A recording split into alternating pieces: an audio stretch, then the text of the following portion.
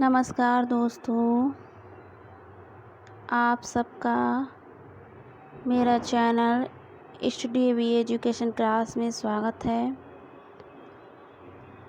दोस्तों, आप सबने मेरी पहली वीडियो देखी होगी जिसमें मैंने एक साथ आप सबको एक राइटर यानी जीन पियाजे से संबंधित नैतिक विकास और संज्ञानात्मक विकास की वीडियो बनाकर डाली और आज मैं उन्हीं से संबंधित कुछ इम्पॉर्टेंट क्वेश्चंस को बताने जा रही हूँ। तो आइए मेरे साथ पढ़ेंगे राइटर जीन पियाजे से संबंधित कुछ प्रश्नोत्तरी इम्पॉर्टेंट क्वेश्चंस। तो पहला प्रश्न है, प्रश्न नंबर 1, एक वंश वृक्ष पर रिश्तेदारों के बीच संबंधों को समझने के लिए बच्चा किस कौशल का उपयोग करने में सक्षम होना चाहिए। एक बार फिर प्रश्न पढ़ेंगे।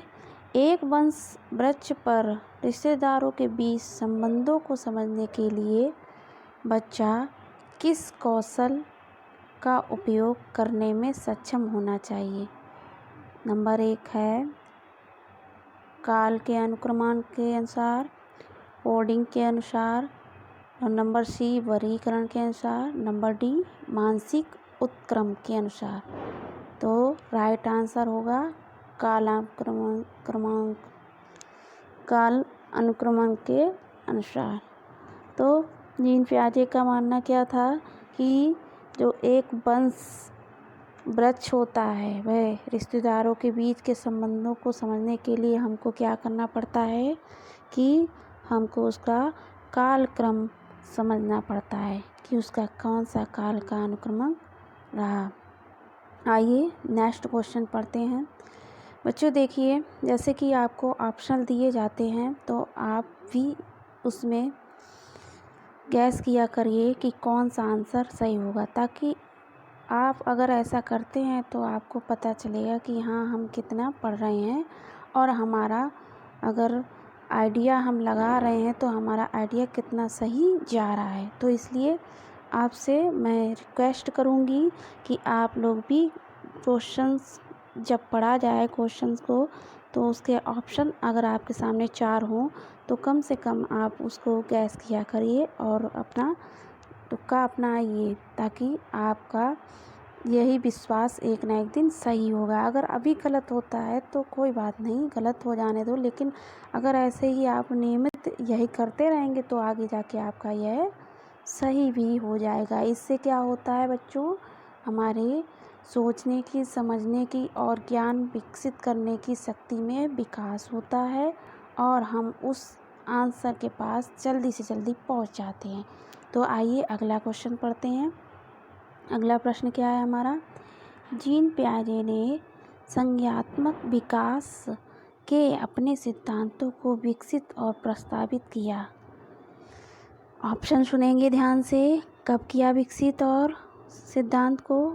उत्तरकालीन 17वीं शताब्दी में, प्रारंभिक मध्य 18वीं शताब्दी में, सी है उत्तरकालीन 18वीं शताब्दी में, और डी हमारा ऑप्शन है कि मध्यकालीन 19वीं शताब्दी में। तो आंसर क्या है? मध्यकालीन 19वीं शताब्दी। राइट आंसर क्या होगा? मध्यकालीन 19वीं। ये तो आप वीडियो में आप देख लीजिए, पिछली वीडियो में आपको पढ़ाया जा चुका है। आइए तीसरा प्रश्न हमारा है, तीसरा पढ़ेंगे। सोहन स्पर्श के माध्यम से अपने दादा दादी के घर का पता लगाना पसंद करता है। किससे बच्चों? किससे? सोहन स्पर्श के माध्यम से यानी छूने के माध्यम से अपने दादा दादी को, यानी कि आंख बंद कर दी है और वह छू के पता लगा रहा है कि ये हमारे ही दादा हैं या किसी और के। तो वो अपने दादा दादी के घर का पता लगाना पसंद करता है। एक दिन वह एक गर्म प्रेस को छू लेता है, यानी वह जब आंख बंद होके वो अपने घर को पता लगाता है तो एक दिन क्या होता है, अचानक वह एक प्रेस, गर्म प्रेस होती है, उसको छू लेता है, उसका हाथ जल जाता है। सोहन को पता चलता है कि हालांकि कुछ वस्तुएं स्पर्श करने के लिए सुरक्षित हैं, लेकिन गर्म प्रेस नहीं। पियाजे के अनुसार यह उदाहरण है, यानी इस उदाहरण के अकॉर्डिंग पियाजे बताना चाहते हैं कि ज़रूरी नहीं कि हर चीज़ हम स्पर्श से ही पता लगाएं। जैसे कि अगर हम किसी के अपने दादा या दादी के घर का पता लगाते तो वो स्पर्श से नहीं लगा सकते हैं। जैसे कुछ वस्तुएं हैं जिनका हम स्पर्श से ही पता लगाते हैं, छूने से ही पता लगाते हैं। ऑप्शन सुनेंगे तो ऑप्शन क्या है? पहला ए है अनुकूलन, बी है समायोजन, सी है नकारात्मक प्रबलन और डी है सकारात्मक। तो बच्चों गैस कीजिए इसका आंसर क्या होगा। तो यह प्रक्रिया कौन सी कहलाती है? यह प्रक्रिया कहलाती है समायोजन। पियाजे ने क्या बताया? ऐसी प्रक्रिया समायोजन कहलाती है। आइए चौथा प्रश्न पढ़ते हैं कि पूजा एक लड़की का नाम है। पूजा से विभिन्न प्रकार के फूलों को वर्गीकृत करने के लिए कहा गया। वह उन्हें केवल एक मापदंड के आधार पर ऐसा कर पाती है। पूजा ने ऐसा किस वजह से किया? ऑप्शन है अहम केंद्रण से, ऑप्शन बी सेंट्रेशन से, ऑप्शन सी समायोजन से और ऑप्शन डी संक्रिया से। तो ऑप्शन हमारा क्या होगा? ऑप्शन सही होगा 20। कैसे कर पाती है? सेंट्रेशन से। अगला है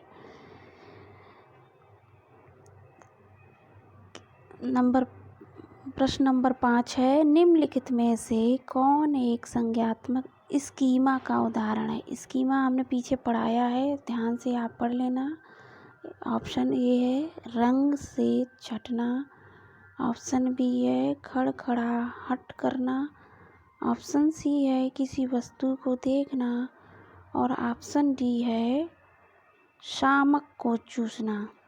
तो आप जानते हैं स्कीमा को पीछे वीडियो में देखेंगे तो उसमें आप सही पढ़ पाएंगे कि इसमें स्कीमा का उदाहरण किससे होता है? रंग से छटना। किससे होता है बच्चों? रंग से छटना। तो आंसर होगा हमारा ए। अगला प्रश्न, पियाजे के अनुसार पहले ज्ञानेंद्रिय उपचक्रण के दौरान शिशुओं का व्यवहार होता है। ज्ञानेंद्रिय उपचरण के दौरान शिशुओं का व्यवहार होता है। ऑप्शन ए कर्मकर्ता पर, ऑप्शन बी अनुकूलित पर, ऑप्शन सी अपरिवर्तनीय पर, ऑप्शन डी प्रबलित पर। तो आंसर हमारा क्या होगा? कर्मकर्ता पर। ज्ञानेंद्रिय किस पे निर्भर थी? कर्मकर्ता पर। अगला प्रश्न है, जब रश्मि 5 महीने की थी तो उसने एक खिलौने वाली ट्रेन को देखा, लेकिन जब ट्रेन उसकी आंखों से ओझल हो गई तो उसने उसकी खोज नहीं की। अब जब वह 9 महीने की हो गई है तो वह इसे ढूंढती है। यह किस विकास को दर्शाता है? तो ऑप्शन ए है वस्तु स्थापित्व, ऑप्शन बी है आत्मभेदीकरण और ऑप्शन सी है अनुकूलन।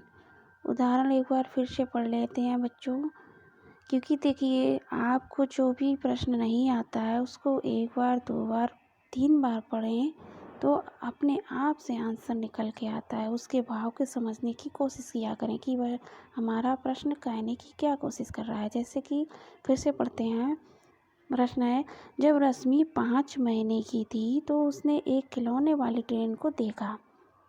खिलौना जो बच्चे खिलौने से खेलते हैं वो वाली ट्रेन देखा। जब वह ट्रेन उसकी आंखों से ओझल हो गई, यानी कि उसकी आंखों से नहीं दिखी, तो उसने उसकी खोज नहीं की। अब जब वह 9 महीने की हो गई है तो वह इसे ढूंढती है। तो यह किस विकास को दर्शाता है? किसको दर्शाता है? तो आप समझ चुके होंगे। फिर आंसर डी है इसकी माटा। तो आपने देखा होगा कि जीन पियाजे के अनुसार यह इसकी माता का होता है आंसर। अगला प्रश्न है, जीन पियाजे ने संज्ञानात्मक विकास के अपने सिद्धांत को विकसित करने के लिए आंकड़े एकत्र किए।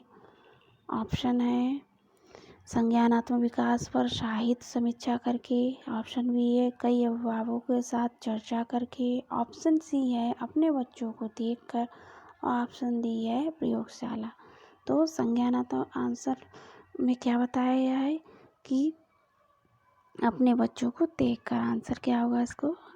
अपने बच्चों को देखकर। अगला प्रश्न है प्रश्न नंबर 9। फोन पर अपनी दादी से बात करते हुए समर्थ अचानक चिल्लाता है, ओह उस खूबसूरत फूल को देखो। जब उसकी दादी उसे फूल का वर्णन करने के लिए कहती है तो समर्थ कहता है, वहाँ बाजार, वही दादी।